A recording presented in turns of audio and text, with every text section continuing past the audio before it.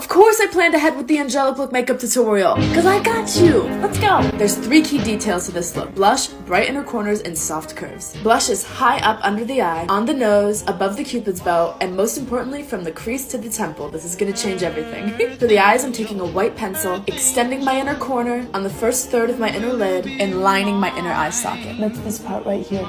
It's so cute. Taking a flat dense brush and some brown shadow, I'm swooping from my outer corner down a centimeter, then up towards my temple. It's important not to take the line in further than this to keep the look open. Then from the point where my crease ends, I'm swooping down and up to connect with the liner. Think Nike swoop.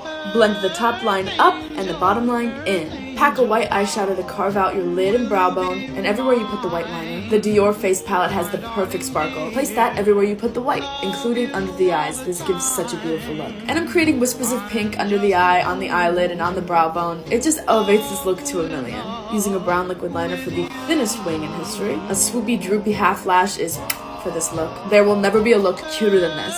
I'm convinced. Let me know if you try it and let me know if you like it, and I literally love you so much. Okay?